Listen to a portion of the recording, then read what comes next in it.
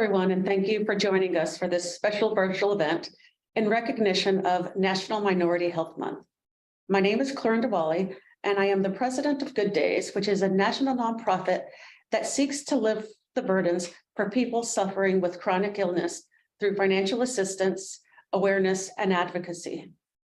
Each year, Good Days helps hundreds of thousands of people with access to getting their medication so they can live healthy, normal lives, which they need to survive. Despite our efforts, there are still so many more that have need.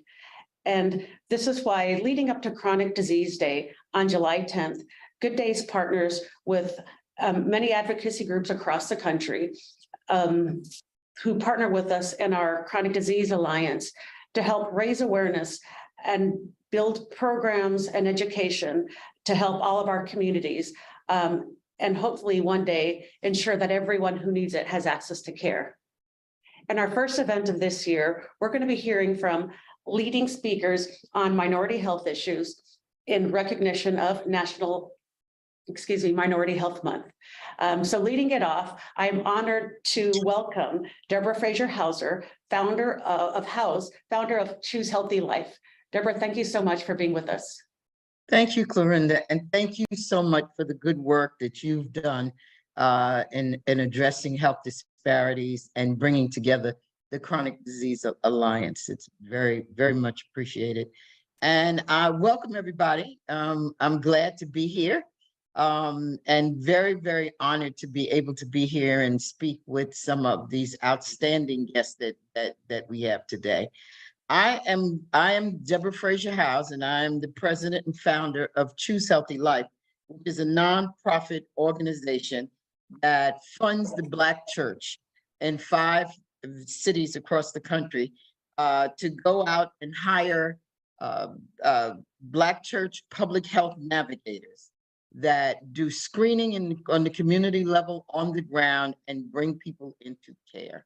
I'm also the founder of the National Black Leadership Commission on AIDS, which I founded in 1987 and ran for 21 years. So I am very happy to be here and very happy that we have a Chronic Disease Alliance. If we ever needed one before, we certainly need one now. My first guest that I'm introducing today is Linda Shaw from the U.S. Pain Foundation. Linda has been using her voice to create awareness and positive change in the chronic pain community for many, many years. She's an ambassador, the U.S. Pain Foundation, and leads the organization's community support groups. Linda, can you tell us a little about yourself, what it is you do, and what the U.S. Pain Foundation is? Good afternoon. Thanks, Deborah, and thanks to everyone here. Again, my name is Linda C. Shaw, and I lead the BIPOC Chronic Pain Support Group for U.S. Pain Foundation. And basically, I became involved with this organization back in 2018 when I was sort of like on the end of my chronic pain journey in terms of being at that place of hopelessness and helplessness where I felt that I was all alone. And I saw an ad on Facebook from U.S. Pain Foundation asking for individuals to share their pain journey. And so I ventured in, I shared my story. My story was chosen to be placed in the magazine that the U.S. Pain Foundation presents, the Invisible magazine, and I'll share a little bit more about that. And the journey has just traversed from A to B. And as a patient-centered nonprofit focused on education, empowerment, and support, the U.S. Pain Foundation is committed in making sure that all individuals who live with chronic diseases and pain are equipped with the knowledge and tools that they need to better manage their health journey.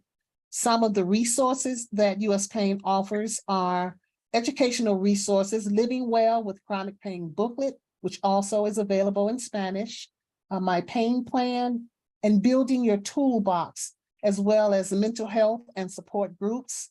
The support groups are national, state-based, and specialized support groups, and the chronic pain support group training. As the leader for the BIPOC Chronic Pain Support Group, I want to share with individuals today the benefits of being involved in an organization that presents these for individuals.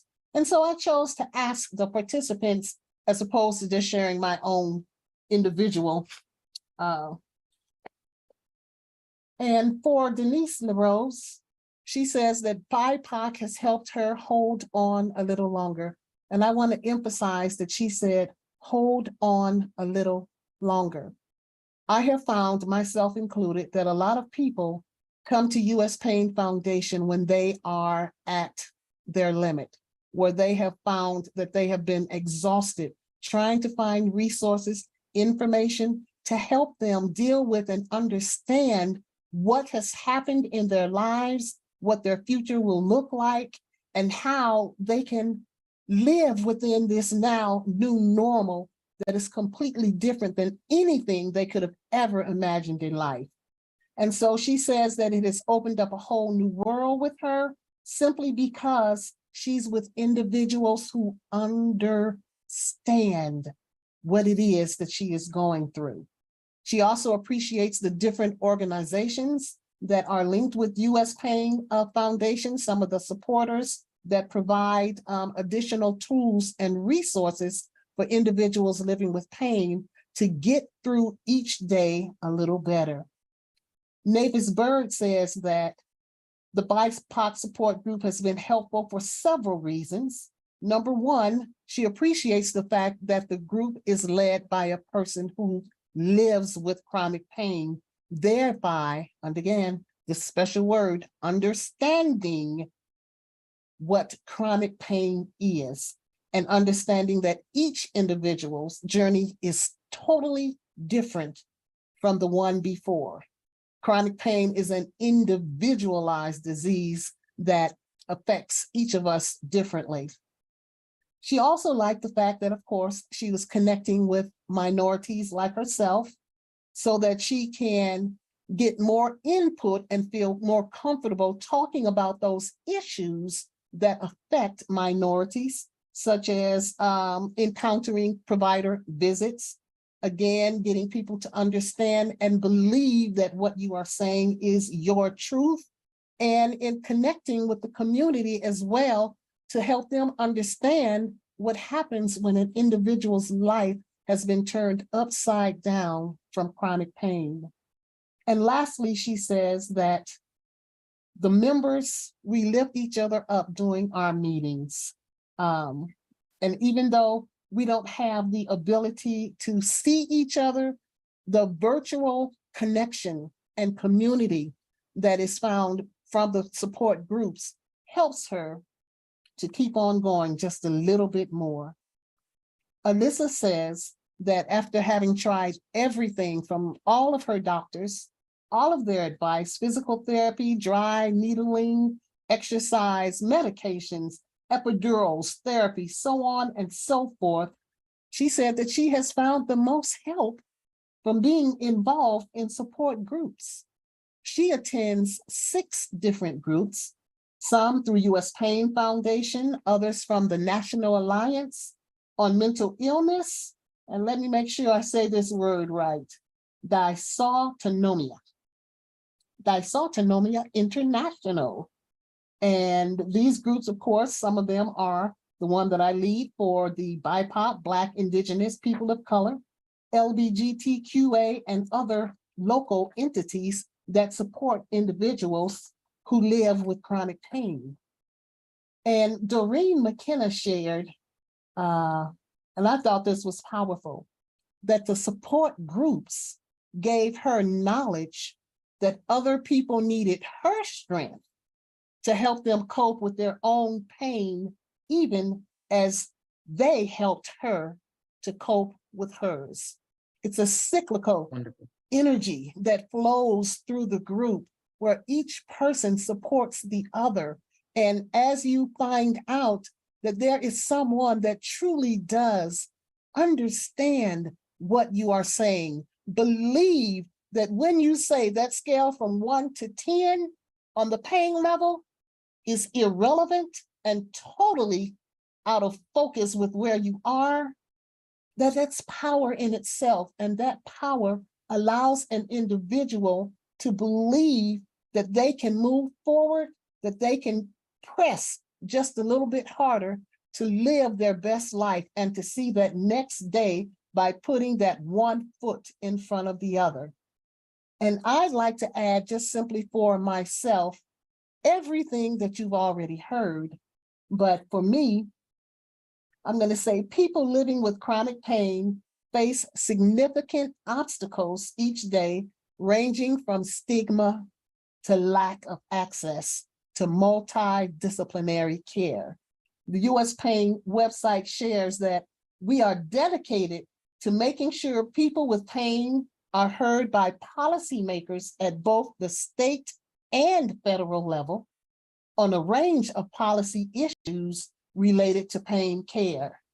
There is an advocacy action alert that is on the US Pain website, uspainfoundation.org, that if you are interested in learning about advocacy for individuals who live with pain, you can click on that link and you will get an email that will share information about various days that there will be action alerts. And within this, there is training, which what I thought was absolutely phenomenal. We have an advocacy day training. So you're not just out there just trying to figure out, okay, what do I do? How do I advocate? What do I say? You know, you're taught the best way to advocate. The information is available who your state and federal representatives are so that you can link directly to that particular person and their office. There are even scripts that are already lined out for you, and you have the option to change and put in your own personal input as well. And your voice is heard. Your voice Thank you is so heard. much. Thank you so much, Linda. We're going to come back to you in a little while and ask you some specific questions about your groups, your support groups, and a little more about what you do. But thank you so much. That's an You're inspiring, very welcome. inspiring opening. The next guest that we have, and I will introduce to you, is Burgess Harrison, Executive Director of the National Minority Health Association. How are you, Burgess? Thanks for being with us today. Well, thank you. Burgess brings a wide wealth of experience to the National Minority Health Association. He comes with more than 25 years of experience in technology, home health, home care, electronic visit verifications, and he's seen as a pioneer in his industry. Burgess, you know, so Linda sort of opened up how we're moving here. So why don't you tell us a little about yourself, what you do, and a little about your organization, and I'll come back and ask each of you a question before we go on to the next panel. Sure. Well, the National Minority Health Association started in 1988 by Dr. David Dalton. The initial focus was on equitable prescriptions in minority communities, as well as espousing the idea of having offices of minority health in every state around the country. So that was accomplished, actually, and we've expanded our focus into and onto health equity. And as we talk about health equity, our definition is one where everybody has the awareness, access, and means to achieve their optimal health outcome. And I want to underscore everybody. So it's more than just minorities or underserved communities. You know, if you live in a rural community, you can very well be underserved in our healthcare system. And I should change healthcare to, we don't have a, we have a sick care system, not a healthcare system, sadly. Yes. So something that we have to work on. But health equity has so many different or lack of health equity have so many different aspects and avenues and channels, and and I just wanted to highlight one thing briefly. I just noticed this yesterday. There was an article or a story on NPR, and it was about AI and bias and so on. And with all of the high interest in AI just in the last couple of months, And this really kind of caught my eye, and I'll read this to you. It's when we said that and this is using AI in a doctor setting. So when we said white or Caucasian patients were belligerent or violent, the model filled in the blank with patient was sent to the hospital. Then she says if it was said that there were Black, African American, or African patients were belligerent or violent, the model came back with the patient was sent to prison. And so, I bring this up to say that, tools, it's an example in terms of, artificial intelligence can be a great thing and it's a great tool, but bias is built into almost everything, and all of us are biased. And so it's one aspect of health equity that we want to be sure that a light is cast on it and we recognize this and we do everything that possible to get the bias out so that everybody does have the opportunity to get and achieve their optimal healthcare outcome. So that's just one, one aspect of health equity, but that's what the National Minority Health Association is focused on. Burgess, let me just ask you a question. You touched a little bit on the establishment of the offices of minority health in 50 states. That's really quite an accomplishment. Could you reflect a little bit on the importance of that achievement? What has that done for the minority community to have these offices in 50 states?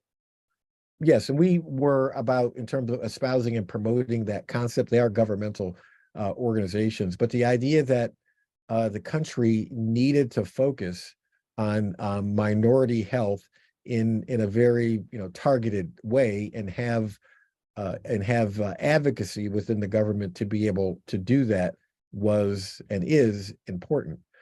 One day, we certainly hope that we can kind of go the other way, and everyone is getting the the focus on health that they need, whether it's women or children, or again any underserved or minority group is getting what they need. But sadly, as of today, this is something that we need.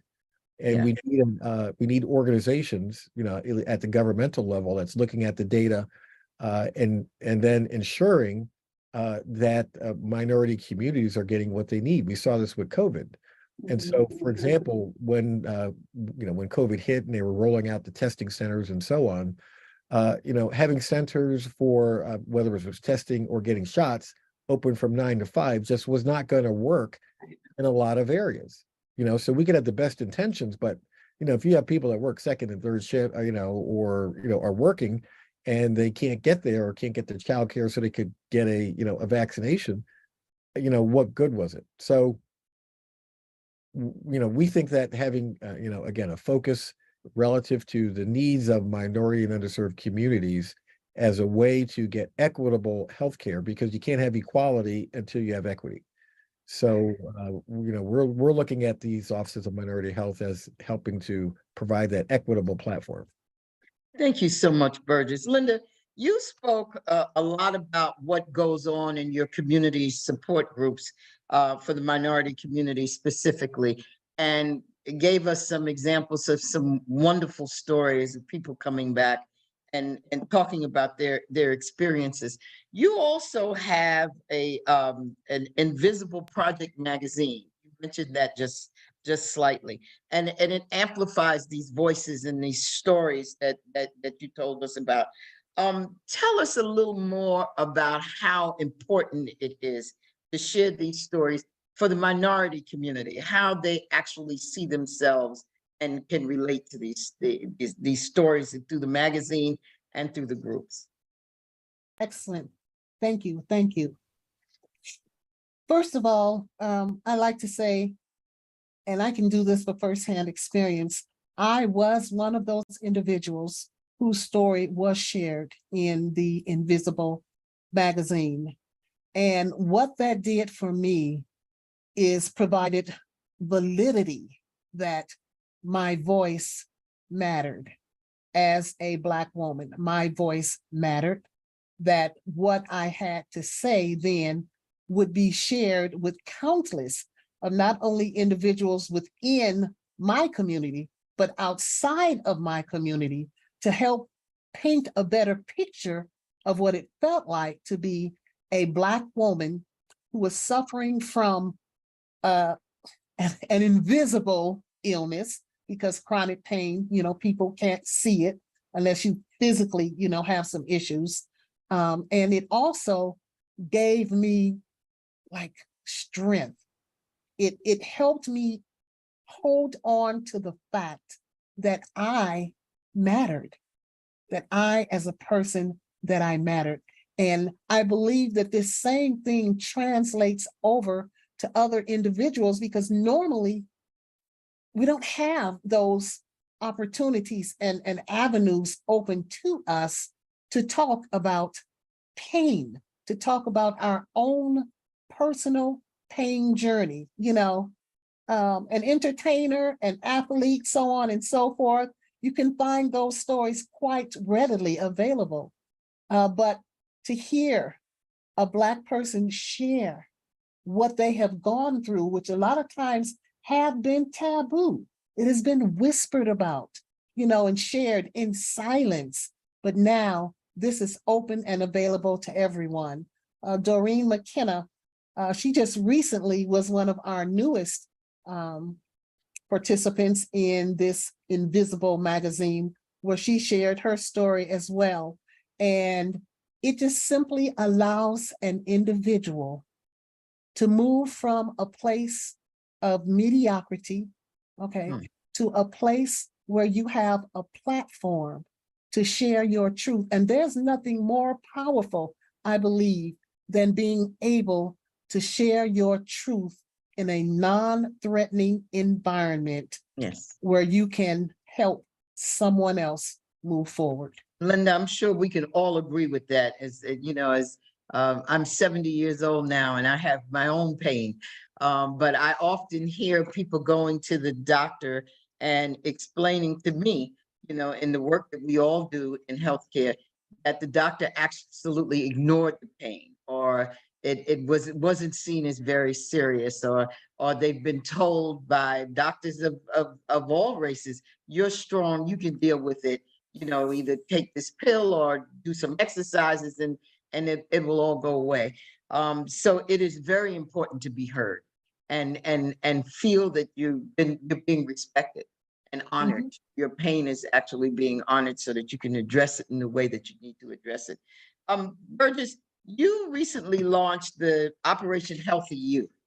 And, we talked a little bit about COVID and what's going on with, what's happened in COVID. We're post-COVID, but we're really not out of COVID. Right. And you have a program that identifies areas of healthcare disparities. If we know nothing from COVID, we know that we need to right now identify the disparities that we have in our community and the differences that we have in our community that put us more at risk for exceeding deaths than any other community. And we haven't gotten there yet. We've been talking about health disparities forever. And now we've changed the name to health equity, but it's still the same disparities that always existed before. And we saw what happened during COVID. So tell us a little bit about this Operation Healthy You and what this is supposed to do and how it can possibly help us get new attention to the disparities that we have. And like you said, we need the government offices to get the data. We know where people are, those kinds of things. Tell us how this works. Well, Operation Healthy You came out of work that we did with a HRSA grant that we had during COVID to help reduce hesitancy within underserved communities around the country. And so we started thinking about, what are tangible things that we can do? Because there's a lot of talk about health equity, and sadly, we see very little real action.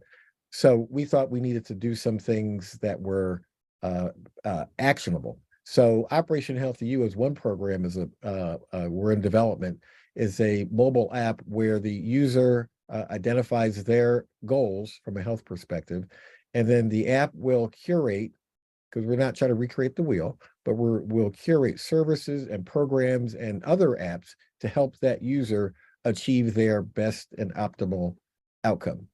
And we're going to be deploying it in two ways, working with federally qualified health centers, as well as through corporate environments. The federal qualified health centers we also have a disease management component to it. So if you have diabetes, there'll be tools that will help you manage your diabetes. That, again, using your mobile phone, you'll have technology within the palm of your hand to help you get better control over, again, diabetes, or we'll be doing some things in mental health and addressing like COPD, hypertension, and so on. But diabetes will be the first out of the gate. And so we think by offering something like this on a broad basis will be something that will be approachable and accessible by everybody, because but most people do have access to mobile phone technology these days, and there are government programs that help subsidize some of these things. So we think it's a good tool that can be utilized to help people, again, achieve their optimal health outcome. I think that is absolutely wonderful. At Choose Healthy Life, we actually partnered with Quest Diagnostics. And our health navigators do a 15-mile radius around each of the churches and bring people in from the projects, from the various places in the community. And we partnered with Quest to have a specific tool called the Blueprint for Wellness. And it's a screening tool, and it's a blood draw. And we actually have people lined up in the churches raising their sleeves to get a blood draw, which people thought it never ever happened in the Black community. And this screening tool gives them information about their kidneys, diabetes, all of the health indicators they need. And we give them a report card to take to their doctor. If they don't have a medical home, we provide one for them, either through the FQHCs or it's some of the medical establishments that have partnered with the churches to take on the weight of the community members' needs. So we understand what you're doing, and we applaud you. One of the good things that came out of COVID was that there was a wealth of innovation that happened in our community. Black people didn't just sit back, Latino people didn't, Asian people didn't just sit back and say, we'll wait for the government to come and save us.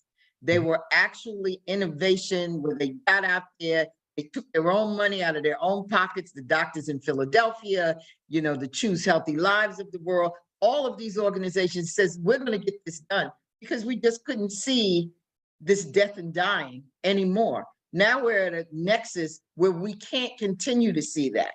So we're at a place where we should say never again will we allow this to happen. And thankfully, we have organizations like the Chronic Disease Alliance that can bring us together, where we can share our ideas, advocate for the needs of the community, and get some things done. So I want to thank you both, Linda and Burgess, for a wonderful session today and the great work that you're doing. And I know that we're going to hand this over to the next panel. It's going to be absolutely fabulous. So I want our audience to please stay tuned for remarks from a friend of mine, Congresswoman Stacey Plaskett, a representative from the U.S. Virgin Islands. She has a few words for us. And thank you all again. Thank you. Greetings. I'm Stacey Plaskett, and I'd like to thank Good Days, the national nonprofit patient assistance program, for inviting me to join you today. I am tremendously grateful for their dedication to the work that lifts the burdens of chronic illness through assistance, advocacy, and awareness. The Chronic Disease Day campaign addresses health disparities each April during National Minority Health Month, and I'm pleased that this public discussion brings together minority community health advocates like yourselves and nonprofits to overview current initiatives to address unequal access to healthcare that affects minority populations. As you all know, I'm a staunch advocate for health equity. That's why I reintroduced the Territories Health Equity Act in the 118th Congress. The 5 U.S. territories, the Virgin Islands, Puerto Rico, Guam, American Samoa, and the Northern Mariana Islands, are part of the American family. The nearly 4 million people who live on these islands are Americans and subject to federal law like everyone else. Hundreds of thousands of Americans from the territories have served our country in the United States Armed Forces, Many have died in service to this nation. Some challenges we face are exacerbated by federal policies, which are within the power of Congress to change. Healthcare funding is a leading example of the substantial burden the federal government has placed on local governments in the territories. As American citizens, the people of the U.S. territories deserve equal access to the federal health programs as those on the mainland. With U.S. territories facing very high, persistently high rates of poverty, along with disproportionately high levels of health disparities, the bipartisan Territories Health Equity Act would provide equitable treatment under Medicaid, Medicare, and other federal health programs for Americans living in territories. It would do so by eliminating the U.S. Medicaid funding limits imposed on the territories, allow residents of the territories to be eligible for low-income subsidies under the Medicare prescription drug benefit, and permit Medicaid and Medicare disproportionate share for hospitals, DISH payments to hospitals in the U.S. territories. These touch on communities most impacted by substandard health access. People living in the territory, which are comprised of large percentage of people of color, face diseases such as hypertension and diabetes, which can be managed with proper health care. Compared to the 50 states in the District of Columbia, the Medicaid and Medicare programs provide significantly less federal financial participation to U.S. territories. This inequitable treatment has resulted in a lack of access to medical care for many Americans, including children, for no other reason than where they reside. That's not the American way. The equitable distribution of health care must be at the forefront of our legislative priorities here in Washington to overcome these inequities and protect and preserve an individual's access to quality health care. We must confront the difficult reality that the territories and their U.S. citizen residents have been neglected and allowed to fall behind. We must do better, and I thank you for allowing me to address this issue with you.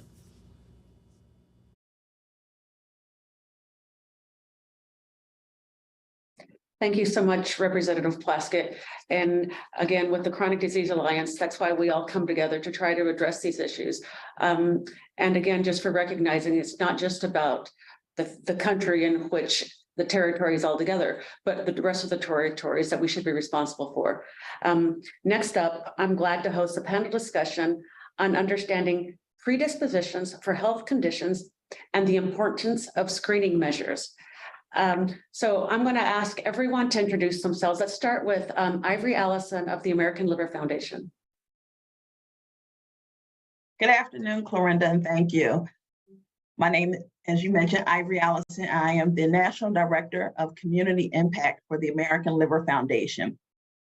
Now, our mission is to promote education, advocacy, support services, and research for the prevention, treatment, and cure of liver disease. And my specific job is to develop and manage national programs and initiatives such as our Liver Cancer Conference, our Autoimmune and Rare Disease Summits, our Pediatric Initiative, which we just launched last year, and our DEI initiative, which is advancing health equity. And our goals of areas of education, research, and health equity, of course. And Melissa Aldridge with the University of Texas.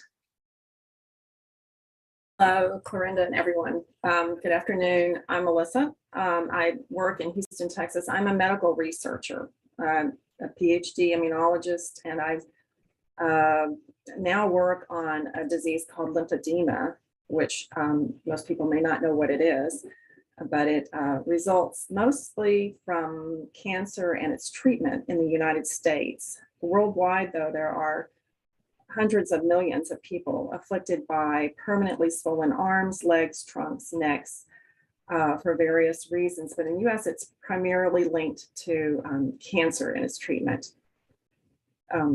I have, over the years, become involved in an organization called the Lymphatic Education and Research Network.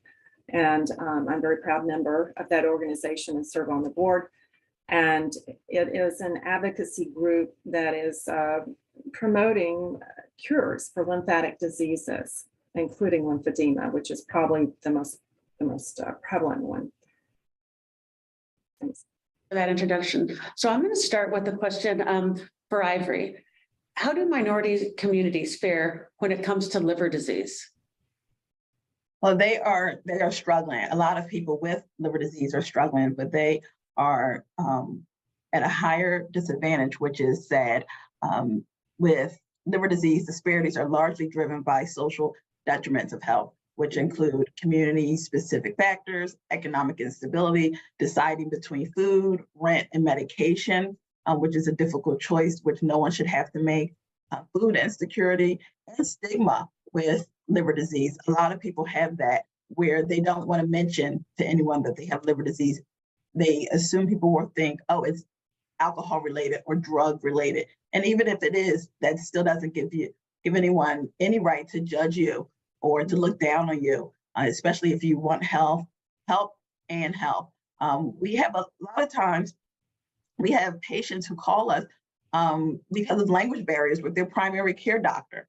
And so that's something that so many people do not talk about in this country. When you think about specifically Black doctors, there are only about 5.7% of doctors are Black in this country. And so when you go to your primary care and they don't speak the same language, that's a difficulty for you to understand maybe how severe and important you need to take the liver disease that the doctor is telling you that you have, and you might not understand it. And so you go away finding out that maybe you have fatty liver disease or liver cancer and not quite sure what your next steps are because you weren't able to really communicate that with your doctor. And at times, especially in many families, Asian American families or Hispanic families, they need someone else to come with them to translate them. And so are you able to do that with time, with work? Is that person able to come with you? And during COVID, we were able to do telehealth. So all across the country, everyone was doing telehealth. And was that great? Absolutely, that was great. But then we forget about people who don't have access to Wi-Fi or computers. And so they took a few years not able to go to a doctor to see a doctor. And during COVID, alcohol-associated liver diseases rise, as well as fatty liver disease, which probably in 2030, more people will need a liver transplant from fatty liver disease. Liver cancer is on the rise within African American men, Hispanic and Latino, as well as Asian American. And so this is really something that we're coming across that has been difficult for so many patients. And so we're trying to open the door here at the American Liver Foundation to provide access to them. And so one thing we're really excited about and happy that we were able to do was add a translation function to our website that allows any viewer to choose one of 14 languages on there. So that way, if they get a little information, say go to Liver Foundation, they don't have to figure out how to translate this themselves. You can click the button and it can be in one of 14 languages. So we're really happy that we created that. We've also been able to partner with other organizations to continue to raise awareness, because a lot of times we've come across many people who find out they have hepatitis C and they don't realize that's a liver disease. People don't put those two together at all. They don't know where their liver is. And that's not even people with liver disease. We have just many Americans who just aren't aware where their liver is. I can ask right now, people who are watching, what side is your liver on? What size is your liver? People just don't know. And so our job at the American Liver Foundation is to raise awareness, not just within the liver community and people with liver disease, but on a whole. We have partnered with blackdoctors.org to do it. We did a 3-part webinar series with them because now we realize we have to go to where the community are. Where are the people that we can educate in regards to liver disease? We were able to partner with Black Health Matters, Association of Black Gastroenterologists and Hepatologists, because it's not just on the patients, it's also on the medical providers to try and do our best to educate them and be the voice for patients to let them know how patients are feeling, how best to interact with patients.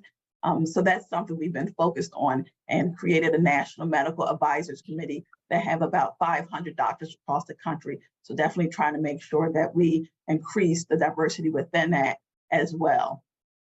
I don't want to keep taking too much time. No, I'm gonna come back to you with another question, but Melissa, what are some of the ways that Black and Hispanic Americans differ in terms of rates of chronic illness in the United States? I can address the lymphedema aspect of that very directly. Black women are actually a little bit less likely to get, say, breast cancer than white women, but they have a 3.5 times, they're 3.5 times more likely to get this terrible souvenir of the cancer and its treatment called lymphedema, breast cancer-related lymphedema.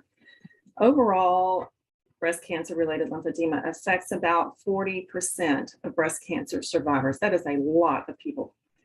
Yet they are proportionately more Black women are more proportionately, disproportionately affected by that. And the reasons are not completely parsed apart here, but we do know that Black women tend to get diagnosed with breast cancer later, and that tends to push them more into the pool who are more likely to get lymphedema.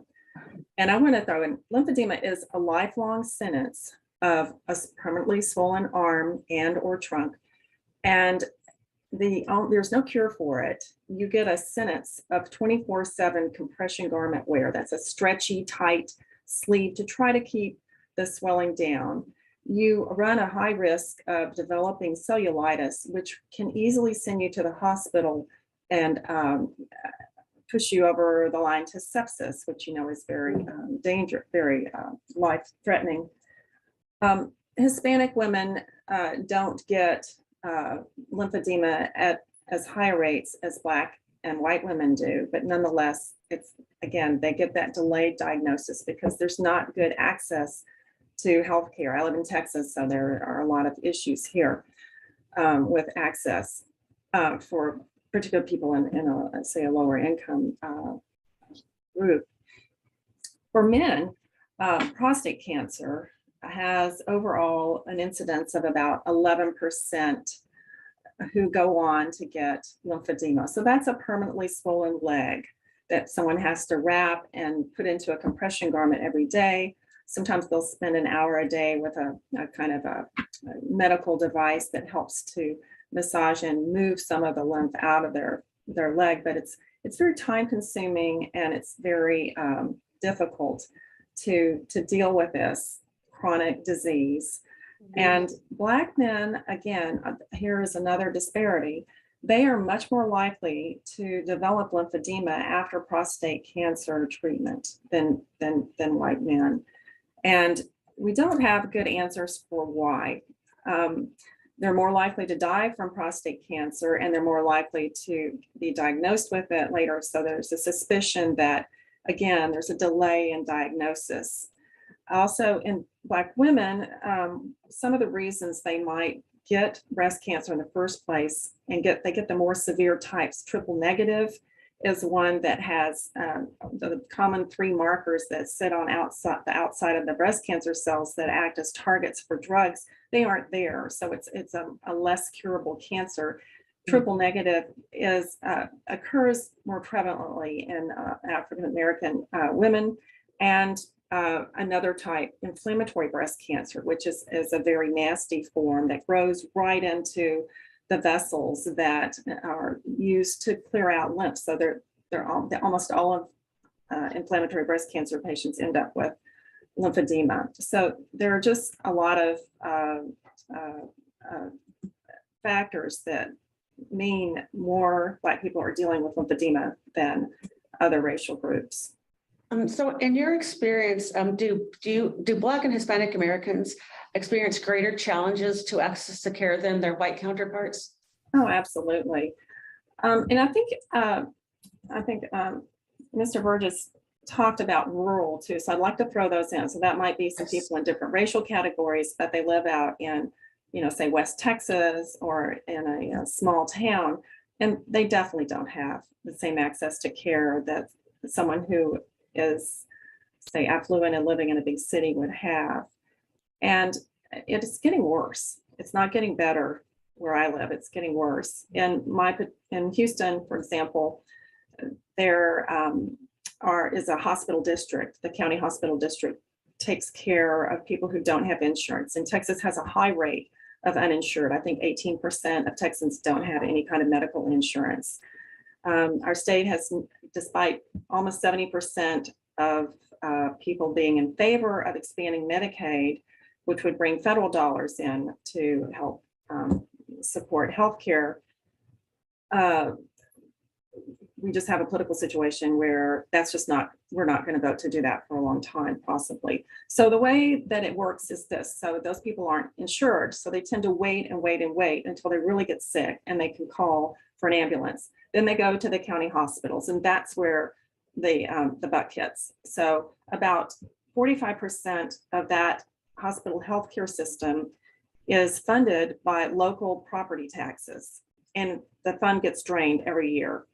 There's such a demand to use it. The other half comes from some patient payment and some alternative Medicaid, programs.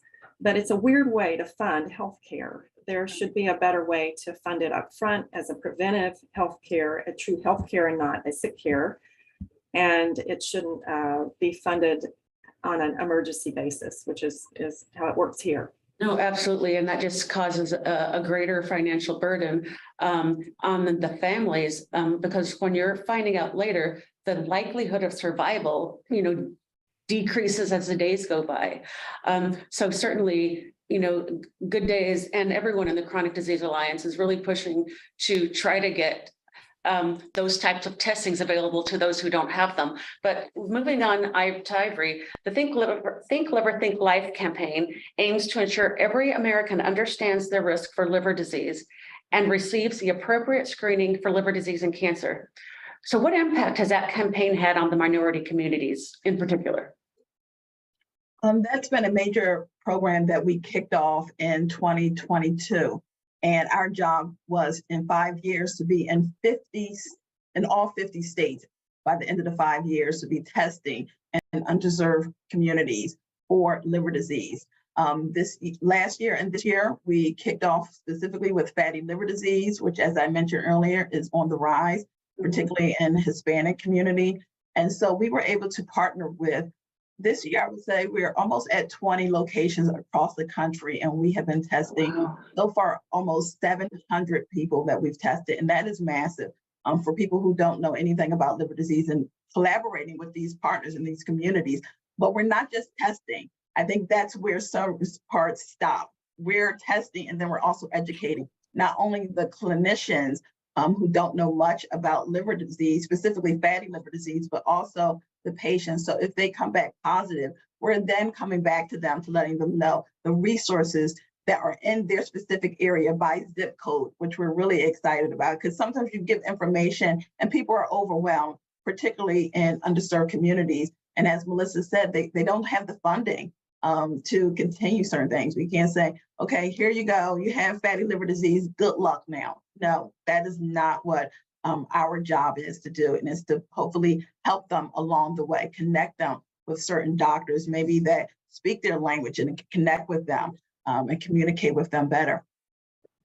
We are partnering with many different organizations such as Fibrognostics, Pfizer, to make this happen. And so we're really excited that they have come on board to assist us with these projects. It is definitely key. Another part of our goal is to teach these patients, well, all of our patients, but we've been focused on these patients to make sure that they know that they are their number one advocate, that they have to be their advocate. If they go to a doctor and the communication isn't working, you are allowed to go to another doctor. At times, certain communities don't feel that they can do that. They feel like, this is the doctor I have, this doctor has told me X, Y, and Z, and now I am, stuck with them. We're telling you, no, move on. You can find someone else. Come to us, come to our website, where we have a listing of doctors all over the country that can help you and support you and create what you need to be for yourself, which is your number one advocate. We've been in Texas, which is great. Texas has a large Hispanic Latino community, so we've been able to educate them. We are now creating materials that are in Spanish specifically so that they have no language barrier at all. And we're going to continue to create that. We are now working with a project with Merck on a Spanish video specifically for fatty liver disease again. And so our goal is to be a voice for the 100 million Americans with liver disease. And our goal was to connect with them. How can we be a voice? What do you need? And finding out the research of what they needed and then taking those steps on. And so we are very proud of our Think Liver, Think Life campaign and what it potentially can do for the community at large, specifically underserved community. Absolutely. And so for those listening and also for the rest of us to share within the Chronic Disease Alliance, where would we go to find that resource? The testing resource.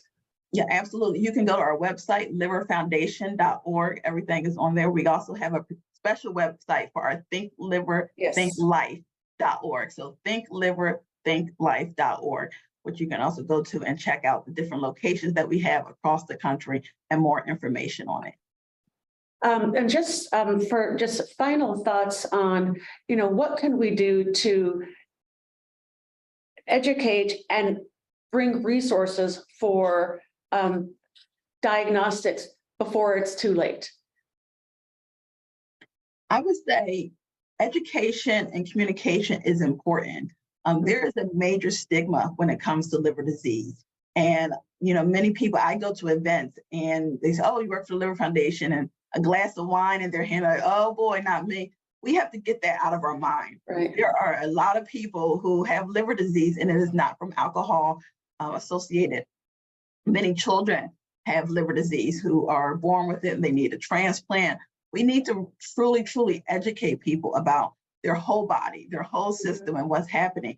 And so I think it is, we have a program that starts in schools. So we can go into schools, middle schools, grade school. We just launched a new section on our website specifically for pediatric liver disease, but it also educates high school students and middle school students on their liver in regards to alcohol, drugs related, taking too much acetaminophen, eating healthy. So we are excited about that new section on our website. We have a coloring book that parents can download to educate kids on their liver while they're also having a great opportunity to color. Education, as we all know, is so important, and we have to educate people earlier the better. And then when people do get diagnosed with liver disease, making sure those primary care doctors have the right information that they are providing to them, taking that extra step to support them. Even if they know that there is a language barrier, find someone within your hospital that can connect with them, do what needs to happen, because a lot of patients call us because they are leaving their doctor's office scared and alone and not quite sure what to do. So we really need to start there. And Melissa, any final thoughts on different ways, even within the Houston community, that we could help? Certainly. First, I'll advertise what Lymphatic Education and Research Network, or LEARN, has been doing. First of all is advocacy. They actually received a grant from the CDC to raise awareness of lymphatics and lymphedema and other lymphatic diseases. And I think Kathy Bates and some other wonderful people have been heading up that effort because a lot of people don't even know they have a lymphatic system. And that includes medical students who, according to a study done by a prominent Stanford doctor and some other people, an average medical student gets 13 minutes of education about the lymphatics, yet we have 10 million people easily living with lymphatic disease in the United States. It's actually much higher than that. The second focus that LEARN put out there was Centers of Excellence. So if you find out you do have lymphedema and you know what it is, finally, where do you go? And we now have a map on our webpage now where you can look at the pins on the map of the globe, figure out which one is closest to you. And there has been sort of a vetting system to see if they could diagnose and treat you. And if so, they're on the list. And we have a lot of prominent institutions who already have that designation, a lot of others who are applying each year to get it. So we're hoping that that map fills up with pins so that people who live particularly in more underserved rural areas can find a place that can help them. The The third thing too, I think that would, the third thing that Lauren's been doing is to put together a standards of care. A lot of organizations have these, and that's kind of like if you're a doctor or a physical therapist or other care, care provider, and you have someone walk in, they say, you find out they have lymphedema, and you kind of go back to your phone and Google, what is that? We have a resource that is being constructed as we speak that will kind of lay it all out there and put it into easy to read language. And we hope that that would help as well. But I think that we could move on, particularly to reach underserved communities by, first of all, doing some cost studies to show the benefit. When everybody is healthy, everybody benefits. And it may not seem that way. It may seem like I just want to take care of me. I don't need to take care of anyone else. If they don't have enough money for their care, too bad. But everyone benefits. And I think that there could be some studies done, not just within the lymphedema realm, but maybe across the board to show the benefit. And I do like having patient advocates. Ira, you mentioned that there's a place where people can, a resource where people can go and find out, call, and find out where can I go, what can I do. Learn has a patient advocate now who can field those calls and emails and help steer people into places that can help them and people who can help them. And then support groups are great. I have a chronic disease. I have celiac disease. And 35 years ago, when I found out, I looked out and saw an ad in the paper for a newly forming support group. Those can become very, very powerful, effective ways to push for change, push for legislation, push for medical insurers to provide coverage. So I think those are all ways that will help morph us into a more inclusive healthcare community and nation. Absolutely. Well, thank you all so much. And thank you to all of our panelists today. So right now we're going to stay tuned for remarks from Dr. Donna Grant Mills, Associate Dean of Howard University. Welcome. Thank you. Good afternoon. I want to first, on behalf of Howard University, thank the Health and Medicine Council for the invitation to participate in the 2023 Chronic Day Chronic Disease Campaign. Next slide.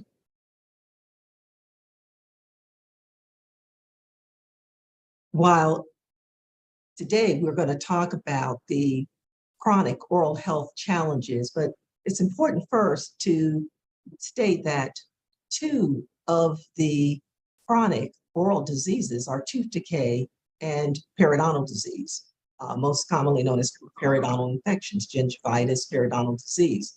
And these are preventable diseases. There are other chronic oral health diseases, but tooth decay and periodontal disease rank the highest. For children, it is the #1 most preventable chronic childhood disease, 5 times more prevalent than asthma. Also with periodontal disease, more than 40% of adults have periodontal infections. These are preventable diseases, but what is driving the need, the unmet need, is chronic oral health barriers. And to look at those barriers, I divided them into access to care and access to careers. And with regard to access to care, there are many examples of access to care, but I highlight 3. First, the cost of healthcare, oral healthcare. Many people cannot pay out of pocket. Many people do not have dental insurance. They or may not have enough dental insurance. These are major challenges, major barriers to accessing healthcare. Many people still live in communities where they do not have access to fluoridated water, and the school sealant programs, fluoridated water, fluoride varnish are all preventable measures to prevent tooth decay. And third, when we consider access to care, we also consider what has been determined by the U.S. Public Health Services as dental shortage areas throughout this nation. There are more than 7,000 designated dental shortage areas in the US. And in these areas, we have close to 70 million people living in these areas. It would take over 11,000 dentists to remove these health profession shortage areas in dentistry. And when we consider the workforce that is needed, we have to also consider our new workforce that involves dental therapists, advanced dental hygiene practitioners, everyone coming together to address the unmet need. And then access to care, access to careers in dentistry, where the cost of dental education for many may exceed $300,000. So that is also one of the challenges and one of the barriers. Also, exposing school-age children, elementary, middle, high school children to careers in dentistry, navigating the career opportunities in healthcare. Next slide. Oh, yeah, we got But it. even though we have made tremendous advancements, particularly over the last 60 years in dental care, but all Americans are not smiling. In 2000, there were 40 million Americans without dental coverage and dental care. The first ever Surgeon General's report on oral health in America was released in 2000, highlighting the silent epidemic of oral health throughout this nation, particularly for our nation's most vulnerable. The former Surgeon General, David Satcher, led this effort to release the first landmark document highlighting not only the silent epidemic, but the relationship between oral health and general health, so that we became more aware, and research, ongoing research, is providing us with information about the relationship between general health and oral health, particularly in the area of diabetes and heart disease. Following that landmark document in 2000 was the 2003 National Call to Action. This document urged policymakers, everyone at all levels of society, to engage in collaborative partnerships to promote oral health. This was another major move within the last 20 years to close the gap, to address oral health disparities, to bring about awareness. And so most recently, the Oral Health in America report in 2021 addressed our advancements. Where are the gaps? Despite the advancements, we still have gaps. So it was important to state where we started in 2000 and where we are 20 years later. There's still a lot of work to do. Next slide. And so what is Howard University doing to train dentists, dental hygienists, to address this unmet need, to also improve the workforce? So in our training of dentists and dental hygienists, I just want to highlight 4 major areas. First, recruitment and retention of underrepresented minorities and disadvantaged students. Next, our community outreach. Third, our academic community partnerships. And fourth, interprofessional education. These are 4 major areas that Howard University, along with all the dental schools in the US and Canada, work together collaboratively to improve oral health, as well as increase access to careers. Howard University is one of 2 historically Black college dental schools in the US. Howard is the 5th oldest dental school in the US.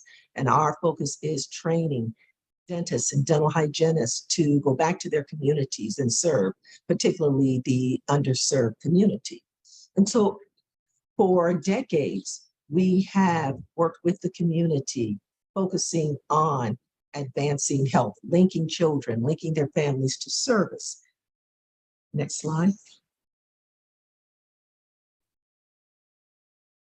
What has been significant for Howard University is the recruitment and retention of underrepresented minority students. One of our most longstanding programs in recruitment and retention is our academic reinforcement program that was established in 1969 that focused on creating opportunities and pathways for African American students who may not be eligible to be admitted to medical school. This program is a pre-dental school program that enriched academic readiness for dental school.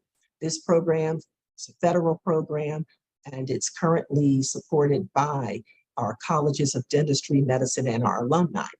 Our second program that has been in existence, funded by the Robert Wood Johnson Foundation, is our Summer Health Professions Education Program, formerly Summer Medical and Dental Education Program, focuses on improving workforce diversity across the disciplines, acknowledging the importance of all the health professions working collaboratively.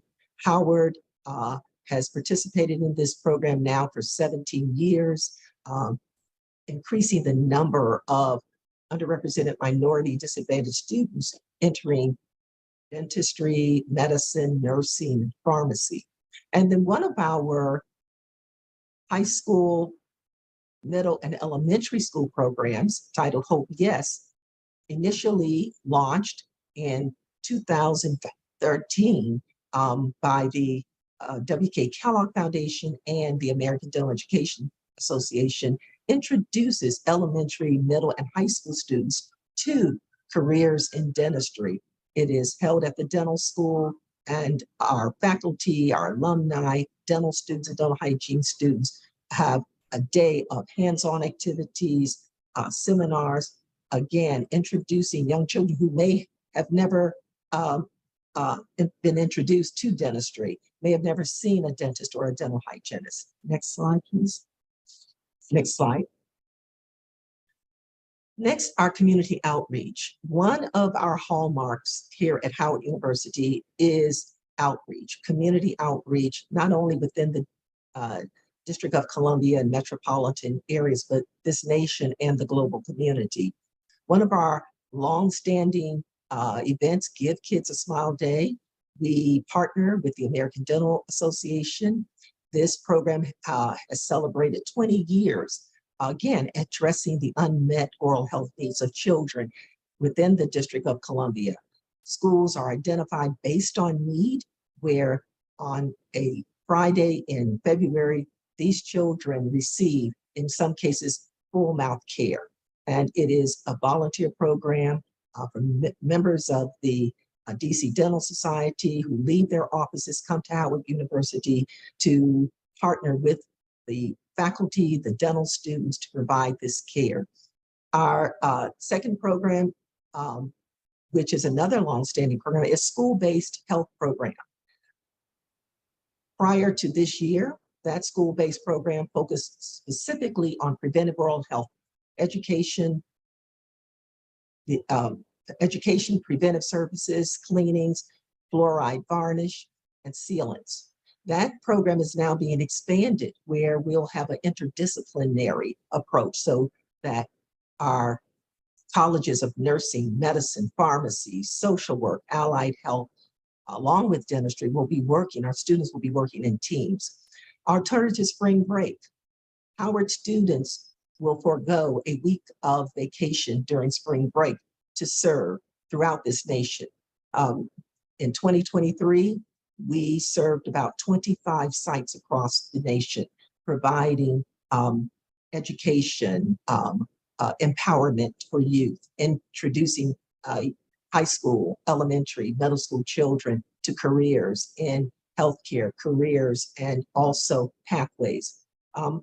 Each year, Howard University holds a community health fair led by our students, our student council.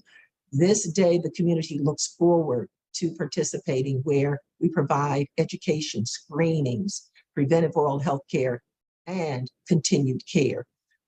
Most recently, supported by the Delta Dental Foundation Care community, we have launched a senior oral health coalition, recognizing that many of our seniors are without oral health care. And to close that gap, we've partnered with some of our community health centers, particularly Mary Center here in Washington, D.C., and the Delta Dental. And then our students throughout the year participate in remote area medical missions throughout this country. Next slide, please. And these are just a few of our community outreach. And what is important, going back to the call to action to promote oral health, mobilizing communities and professional organizations, the academic institutions to partner. So this is just a few of our partners with our District of Columbia Department of Health that oversees and manages our school-based health program, our Children's National Hospital that provides the school nurse program, oversees many of our programs. The industry, our relationships with industry, particularly Colgate-Palmolive, not only supports our community outreach, but supports our recruitment, retention. Scholarships are awarded each year to our students at Howard and other dental schools throughout the country. But again, this is addressing the access to careers, addressing access to care and workforce diversity. Our relationship with another industry, Procter & Gamble. We are part of a national program, Force for Good, where Procter & Gamble supports our community outreach programs. Then our foundations, as mentioned, the Robert Wood Johnson Foundation. In 2002, the Robert Wood Johnson Foundation supported dental schools across the nation, Howard included, to expand on existing programs, outreach programs, improve recruitment and retention, and also preparing students to be more culturally competent. The W.K. Kellogg Foundation, again, supporting our community outreach programs, supporting our recruitment and retention efforts and faculty development. The National Dental Association Foundation, again, with scholarships and support for our students. And then again, the Delta Dental Care Foundation. Our community centers, where our residents, our pre-doctoral students and our dental hygiene students rotate, and also our students participate in many, many community activities sponsored by our community health centers. And of course, our professional organizations to include the American Dental Association, the Hispanic Dental Association, the, again, National Dental Association. And our partnership with National Institutes of Health is a very significant to our recruitment and retention programs, because two divisions at the National Institutes of Health have partnered with us. The continuing medical education division, and also the translational biobehavioral and health disparities branch. These members of these two divisions have teamed up with us to support our summer health professions education program. Each year, this team organizes a diversity day to improve workforce diversity, as also to expose our scholars who comprise rising freshmen and sophomore students from schools and colleges throughout this nation interested in the health professions. So those interested in medicine, dentistry, pharmacy, and nursing are part of this diversity day sponsored by National Institutes of Health. It has grown each year, and it not only exposes our students to careers in research, but it also presents to our scholars the various opportunities for summer internship programs. Next slide, please. And last, I want to talk about interprofessional education, also known as IPE. This is now considered the gold standard, where if we're going to advance patients, communities, families, and if we're going to improve health outcomes, we must come out of our silos.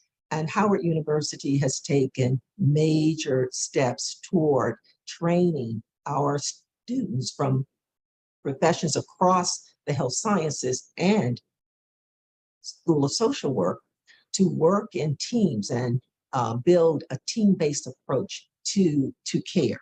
And our mission centers around efforts that will prepare our faculty and our students to work across disciplines and to have shared values, particularly around patient-centered care.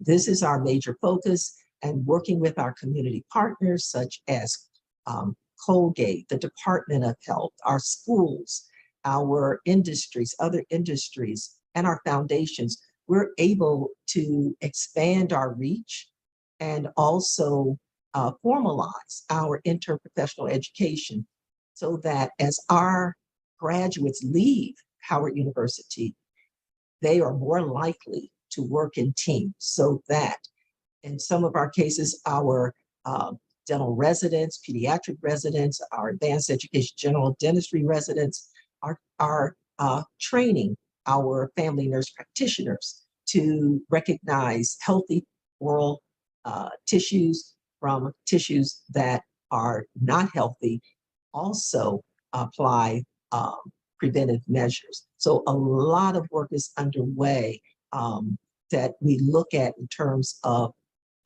coming out of our silos, preparing students before leaving to practice about interprofessional collaboration and interprofessional practice. Next slide. And so this work that we do here at Howard, particularly with interprofessional education collaborations, we align our work with the strategic pillars of Howard Forward. Our university is moving towards a new health sciences complex that will house all the health sciences under one roof. Will take us out of our silos. We have moved out of our silos, but this new health sciences complex will have a focus on the community, reducing health disparities, building on a legacy of preparing our students with the willingness and the capacity to serve in any community, and particularly the others underserved. So this work will enhance our academic excellence, inspire new knowledge, particularly serve the community. That is the heart of who we are at Howard University. Improve efficiency and most of all, effectiveness. Next slide. I want to thank you very much again for the opportunity to participate in today's program. Hello, my name is David Murray, and I'm the Associate Director for Prevention and the Director of the Office of Disease Prevention at the National Institutes of Health. I'm pleased to speak with you today about our efforts to advance prevention research for health equity.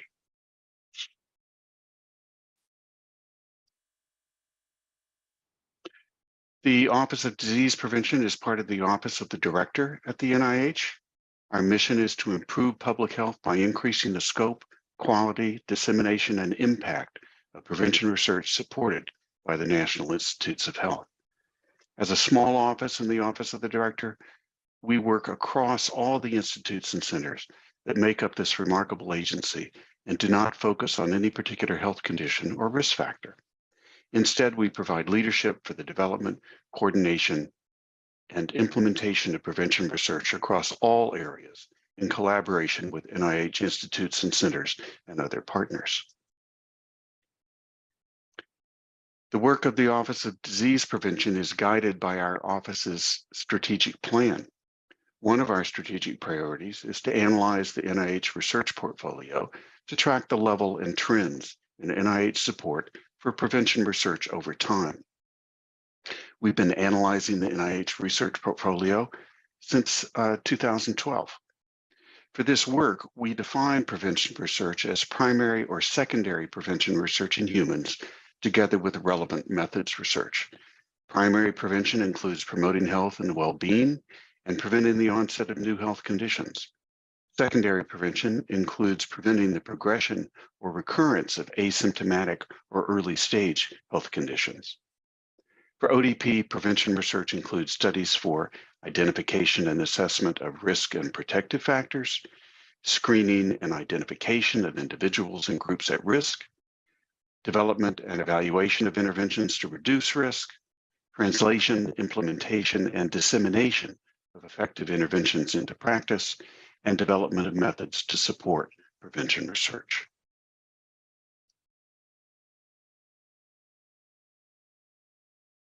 Another strategic priority for our office is to promote and coordinate prevention research that addresses health disparities. Health disparities has been a cross-cutting theme for our office in our strategic plan since 2014. And last year, we elevated health disparities to become one of our strategic priorities and built a new team in the office to focus on that work.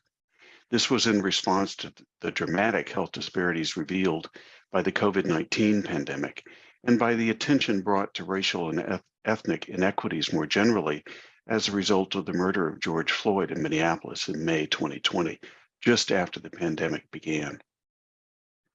Our objectives for the rest of the current strategic planning period are shown here.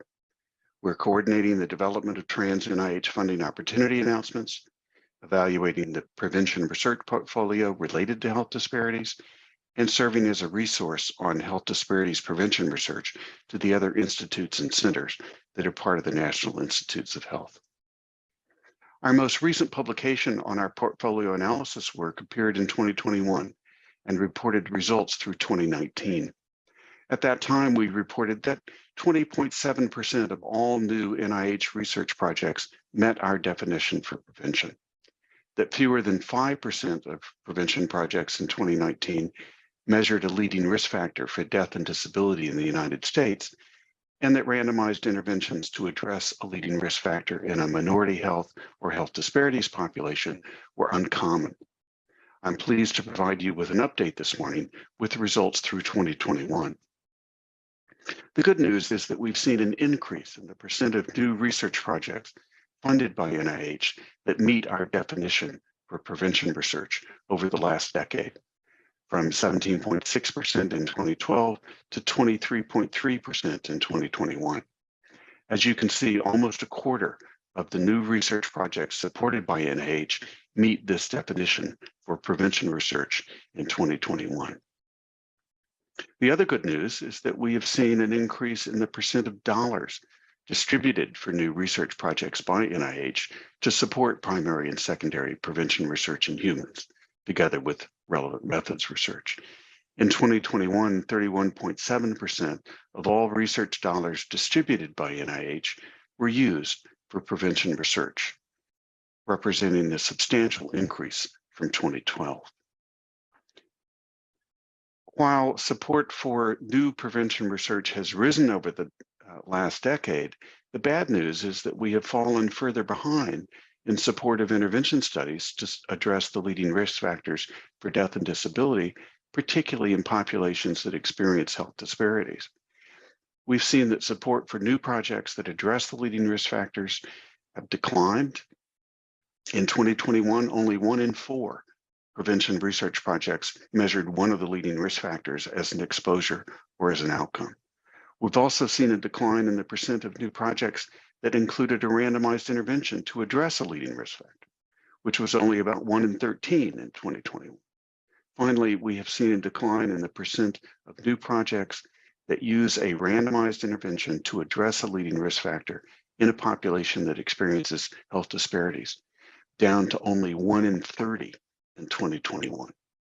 These data indicate that things are simply moving in the wrong direction.